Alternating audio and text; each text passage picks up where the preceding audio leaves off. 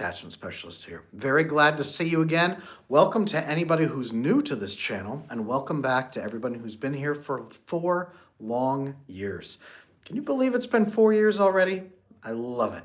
I saw that we're at 184,000 followers now. I am blown away by that. Thank you.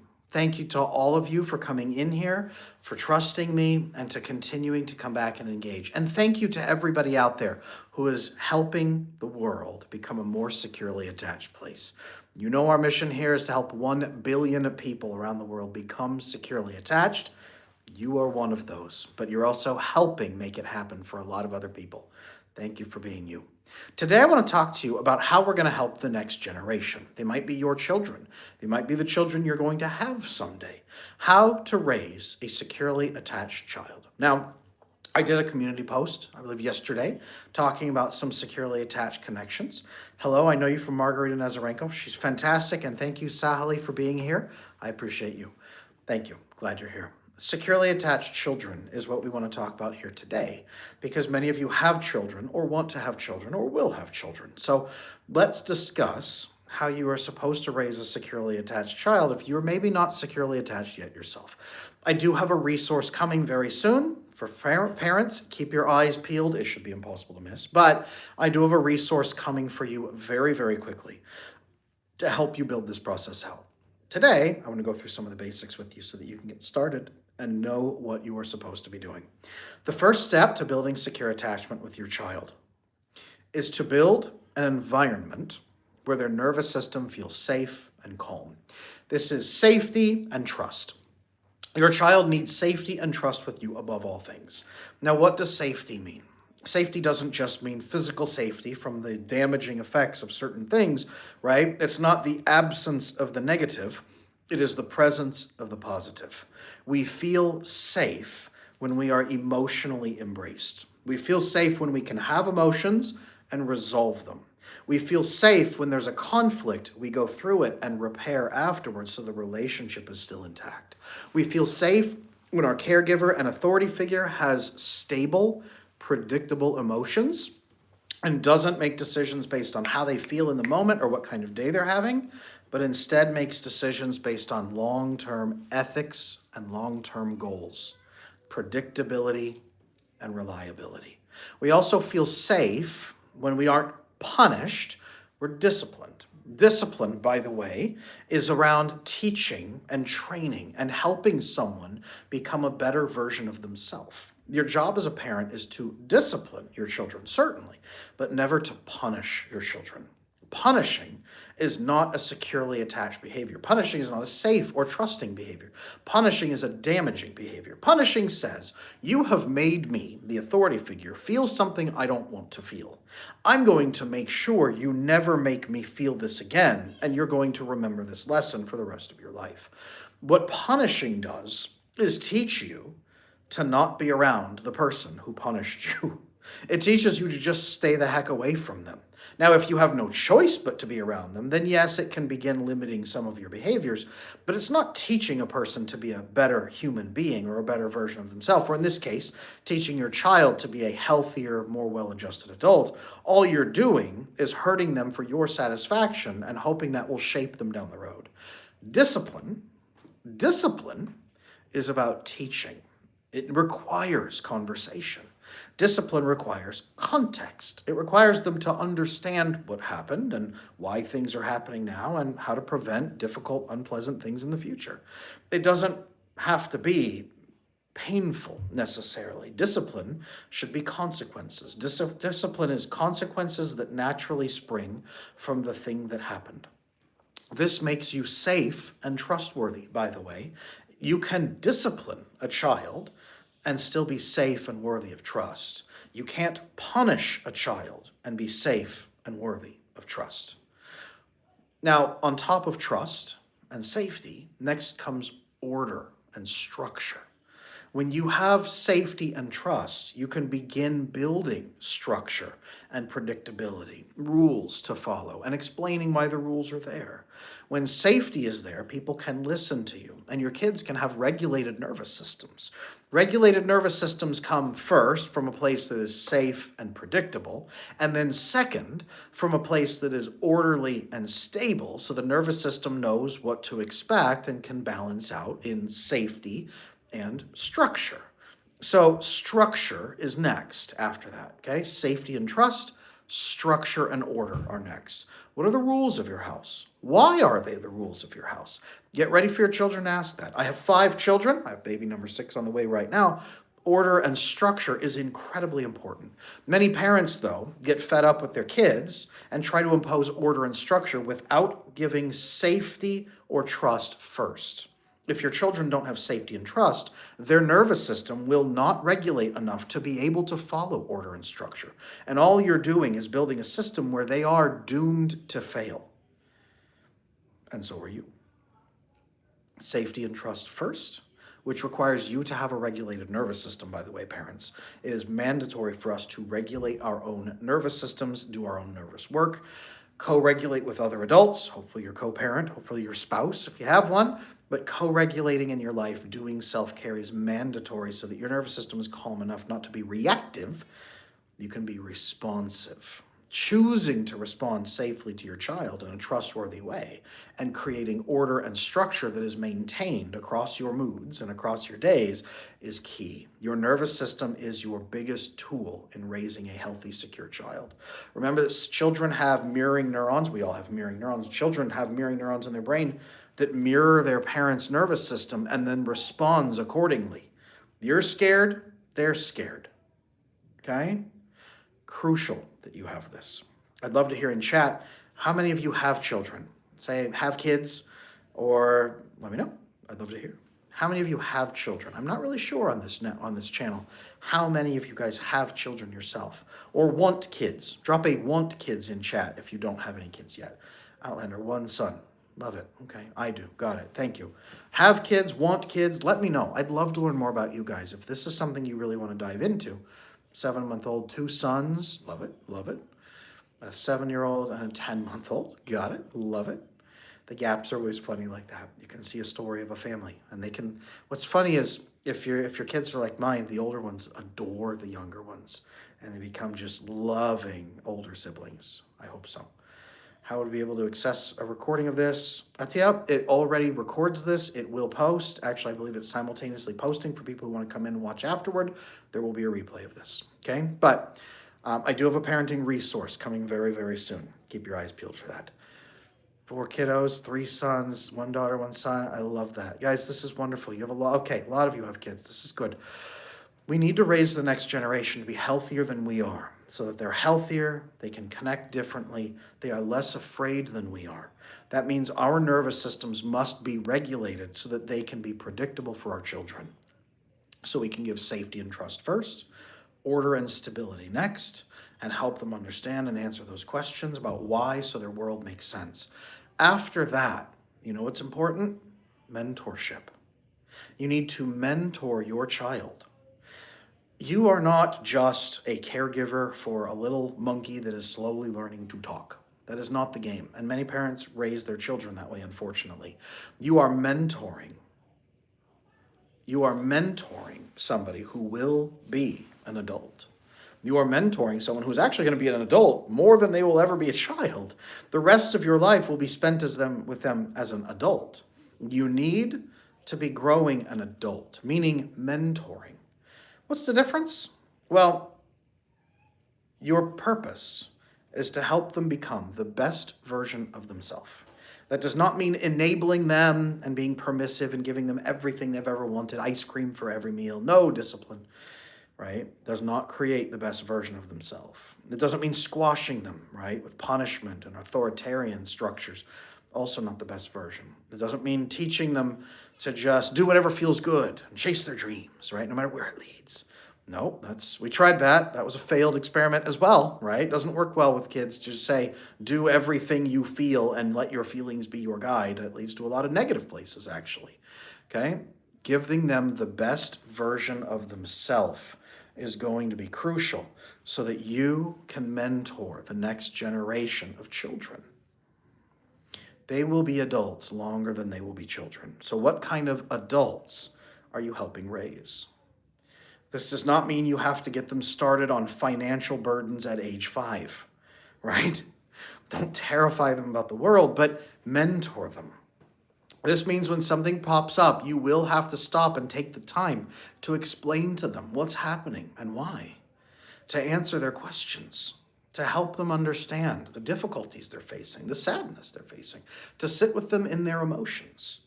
One of the most rewarding and challenging moments in parenthood is when you put them down for bedtime and they have big existential and theological questions for you about what is the nature of death. And it's like 9 o'clock at night, and this is the third time you've put them to bed. And you're like, kids, just go to bed.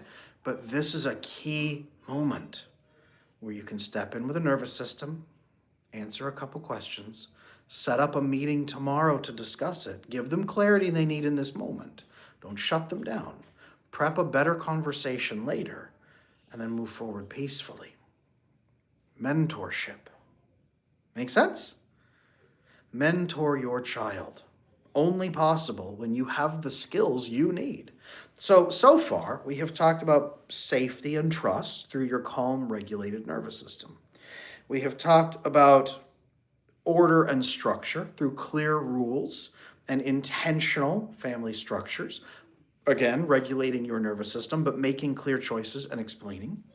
We've talked about mentoring your child so they can grow into the best version of themselves, the best version of the adult they're becoming. And that's going to require you to have a lot of skills you may not have right now. Okay? On top of all of this is love. Turns out at the end of time, love is most important. But love is imbued throughout this entire structure. But love and presence is mostly what your child needs from you. Your love, your presence, your attention, your affection, your warmth. Up till now, we could have a social worker who steps in, right, and gives them safety and trust, gives them order and structure, gives them mentorship. Okay, it's better from a parent, but someone could be paid to provide these things if necessary. You could send them away to boarding school for those 5 things, okay? Love and presence tells them you are worthy of my time and attention. You are interesting to me. You are cared for. You are safe. You have value in yourself. This is not the participation trophy sort of mentality of you're perfect the way you are and everything about you is special and unique. I'm not necessarily all for that. You are worthy of dignity, love, care. You are a good human being. I am interested in you. I want you to grow. I want to help you grow. I am curious about you. You are interesting to me. I won't leave you. I am uniquely bonded to you, and you are special to me. You cannot be replaced. This is love and presence, and you show it through the choices you make and the safety you provide, the mentorship and the structure, and you really show it with your physical, mental, emotional presence. There's a saying, be where your feet are, right? Instead of broadcasting yourself into the future about problems you're going to solve tomorrow, grinding your teeth, thinking about shopping, laundry, chores, all the things you haven't got done, and your kid is desperately trying to have a tea party with you, and you're not engaged. Be where your feet are. Be engaged. Give your child your focused attention, even if it's only 10 minutes a day. I work with a lot of parents who they feel like they can't even give 10 minutes a day. You can. You're going to have to make a choice. You're going to have to regulate your nervous system enough to have 10 minutes of focus, presence, and attention. There's plenty of parents that give 5 hours a day, and it's damaging. 10 minutes of calm, regulated nervous system, love, and presence is better than 5 hours of dysregulation, by the way, for their long-term well-being. Time is important, but quality of time, safety of time, regulation, these are also incredibly important. It's how you prevent damage and maximize the optimized outcome. Okay? You need to know what your nervous system is doing and the skills that you have. Connect to them. Make them feel important. Make them feel loved. Make them feel like you care about them. You can only do this from a calm nervous system, and if you know how humans need to feel loved. If you've never felt loved yourself, guess what? You now have a task. You have homework. You need to discover what people need in order to feel loved. This is going to be incredibly important. Okay? Sometimes presence does require, yep, Felicia, I see you down there. Move with them, exercise, but fun. Pretend to be a tiger or a bear. Absolutely. Physical grounding is incredibly important. Helps your nervous system, by the way.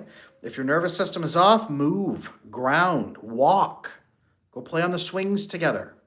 Do stuff. Run. Invent games where you are playing and moving so that you can regulate your nervous system through physical techniques if you have to. Do that. If you can do these things, well, a couple wonderful things happen. One, you become more secure yourself for your child. You don't have to be perfect. You will never be perfect. That's not the target. That is not the target. Perfection is impossible. But if you can become more securely attached to yourself, calmer nervous system, orderly and structured, relationship skills, bonding, now you can teach that to your children. You can model it for them. You can build it with them. Now when they grow up, they don't say, I've never felt close or safe with anyone, so I guess I'll find a partner that doesn't give me that either. I can't expect it because my own parents didn't give it to me. My parents gave it to me, and I know exactly how to build it. And I know what relationships are supposed to look and feel like, and I won't settle for less. I will keep going till I find the right person who gives me these things, so I can also give them those things. This is generational impact. This is change. This is transformation. This is how you improve the next generation and the next after that and the next after that. This is how someday your family line doesn't remember trauma because you changed it. Here's your alternative. There is something called imprinting models, imprinted models versus intentional models. Right now, you're probably running an imprinted model. You were taught and trained certain ways. It was imprinted upon you. You haven't questioned it because it's the only model you know, so you live to it. And you might hate it, but you live to an imprinted model from your family of origin that imprinted their values, beliefs, behaviors, traumas, etc. on you. Okay? Your great-grandfather had horrific war trauma and lived in anger and agony. His daughter, your grandmother, lived in constant fear, walking on eggshells about making her dad angry, so she was always nervous and tried to be invisible and please others. Her daughter, your mother, grew up around that and got resentful and pushed back on people, and now doesn't allow other people's emotions to control her and pushes back. Or she was equally fearful and anxious and smothered you with her emotions. And now here you are today, receiving all of that pain, trauma, fear, and messaging. How you were mentored into a person who is afraid. You're not broken. You're not bad. You're not wrong. You're not evil. You've been imprinted with a code that you don't know what to do with. You haven't really challenged it yet. Okay? This is imprinted back in the amygdala. It's a little almond-shaped fear center in the brain. It moves at 1/3 of a second. 0.3 seconds. The amygdala, poof, fires off and detects fear. Everybody, in chat, I want you guys to share something with me, okay? How much of an increase do you think people with attachment issues see threats in neutral faces? Okay? How much do you think? Times, let's do a times, okay? How many times increase do you think it is? An anxious person seeing a neutral facial expression and a securely attached person seeing a neutral facial expression. How many times increase do you think the insecurely attached person sees a threat versus the secure person? How many times? Factor of 10. 8 out of 10. 5 times. 10 times. Okay? Any more guesses? Ashley, by the way, thank you for being a member. I see you there. Thank you for supporting the channel. I appreciate you. 5 times. 5 times. 5 times. Good guesses, you guys. Good guesses. It's a 340% increase. 3 times. Joan, you got it pretty close. 3.5 times, 340% increase, okay? If you are insecurely attached and see a neutral blank expression, you are 340% more likely to read a threat on that neutral face than if you have secure attachment. Okay? This is your partner walking in from work with a flat neutral expression. You go, I wonder how they feel. I wonder what I'm in for tonight. And your partner's just like, oh, I'm pretty tired. I could use dinner. I'm hungry.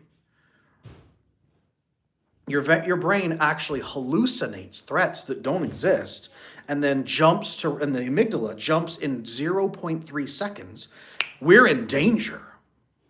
And bypasses your natural thinking brain, the prefrontal cortex or the frontal cortex, where you live as a reasoning, long-term thinking person, bypasses it over to, the 4 Fs, which in this case are fight, flight, fawn, freeze. Fawn, please, make people happy.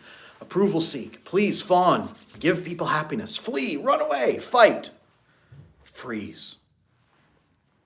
Okay, 340% more likely to see a threat in a neutral face, and then 0 to 100 in a third of a second. That's disaster if you don't regulate that, because that's you and your child. That's you blowing up at your child. That's mom or dad coming out of your mouth, and you go, what just happened? Felicia, thank you so much for supporting the channel. I appreciate you and your kindness. Thank you so much. That is very kind of you. Thank you. Guys, the pathway to building a securely attached family, the pathway to raising a securely attached child is to become as secure yourself as you can. Not perfect. You will never be. That's not the requirement. I want to be clear. But as securely attached as you can, as regulated in your nervous system as you can, with as many relationship and communication skills as you can learn. And you mentor your child.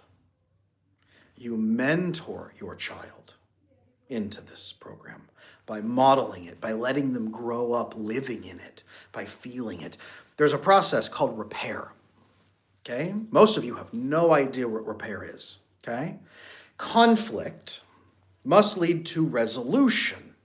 We have a problem. We solve the problem. Conflict and resolution is cool, but how many of you grew up in a home where you didn't know how to act after conflict was resolved? You felt like you had to walk on eggshells for a few days.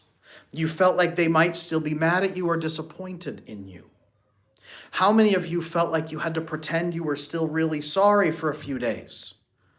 How many of you felt like you just didn't know if it was really okay or if people thought badly of you now? How many of you worried people lost respect or even care for you after a conflict was fully resolved? How many of you grew up that way? How many of you are living in that now? I have conflict with my partner, we resolve it, and I wonder if they're going to leave me anyway. We have conflict, and I don't know if I'm allowed to ask for love or affection later that night. We have conflict, and I don't know how much I have to keep showing them I'm sorry, performing. Repair, conflict, resolution, repair is what comes after. A child needs repair. A lot of you are raising your hand. I see that. Poochie, Leah, I see that. Conflict was never resolved. I see that. Ashley, I did not conflict. I was really good at shifting the focus. That's it. Because there will be no resolution and thus no repair. So I am now never going to be safe. I'm just never going to be safe. Never. Never. One conflict and the relationship is permanently damaged. 3 conflicts, excruciatingly damaged. Hopeless. Repair. Securely attached children grow up in a structure where you guys have an argument or disagreement or a problem. You resolve it and actually resolve it. And afterward, you say, okay, now that it's done, we are good. Don't be afraid. I love you. I care about you. I'm glad we fixed this together. Let's not be afraid. Let's have a great day together. You don't have to worry anymore. Okay? Repair also means you being able to ask, hey, look, now that we've fixed this, do you see me any different? Do I need to do anything different? What do I need to do to make sure that you feel all right? Are we okay? Repair is afterward being able to ask, I'm glad we fixed it. Are we okay? Repair, are we okay? We are okay. Fully repaired afterward. This actually grows trust and safety. This grows trust and safety. Okay? If you can have that, beautiful. Dallas, what's up, Adam? Hey, Canada. Last February, you called me out on a live. What are you even doing in a relationship like that? I mean that respectfully. I hear you. Needed that, and we split. Sold the house. I grieved, and life is good. Glad to hear you're at peace now. I'm glad to hear you're at peace now. Build secure relationships going forward so that you are never in a situation again where you have to run away from it and escape. Okay? Secure attachment's the way forward. Okay? Repair is crucial. Repair is crucial. Crystal, even if your partner needs space, so repair is delayed. Repair must inevitably come at some point. I need to cool down after that talk because I'm still really tense. Can we reconnect in an hour? Yes. Before you go, can you just tell me, are we good now? Yes, we are good now. Good, I can relax while you're away, breathing. Cool, thank you. Either go away, you come back. Just double checking now that you're feeling calm and resolved. Are we still good? Yep, we're still good. Thank you. Makes me feel a lot better. This is also clarifying. This is clarifying. This is called checking in, right? Repair. Our relationship is fully repaired. This is where you begin building the most intimate trust. This is where trust goes sky high. This is where children feel really calm, safe nervous system. Okay? This is the crucial piece that most kids were missing is repair. Most of you have never had this protocol. Most of you don't know how to do it now. That's why many of your relationships just degrade with each tiny conflict you have until it feels inevitable that you will lose them. Unfortunately, all too common. Now, repair is a big part of secure attachment, and it's a big part of building secure attachment, and it's a big part of crafting secure attachment in you and in your relationships as an adult. I'm going to keep hammering on this point. The best way to raise securely attached children is to be as securely attached yourself as you possibly can be. Okay? Absolutely crucial that you have that repair process. You need it. Your children also need it. Learn how to repair and offer it to your children. Everything we've talked about here today, all of these are crucial elements, okay? You're going to need a lot more than this. I've got a good resource coming soon. I want you to be able to understand what to do, how to connect. Trust me, it's coming and you are going to need it. So stay tuned for that.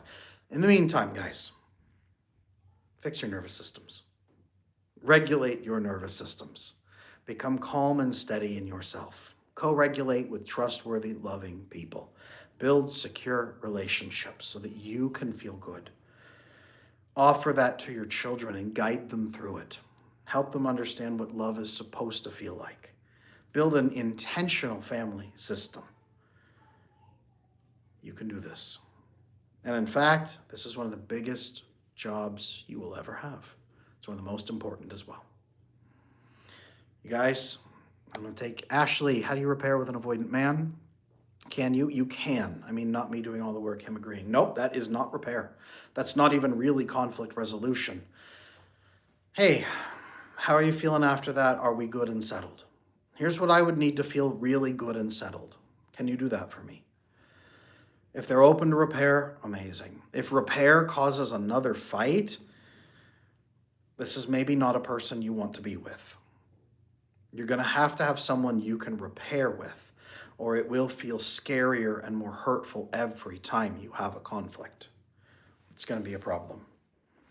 Felicia, the more regulated I am in my nervous system, the easier I'm sorry is. Yes, because it's no longer a threat.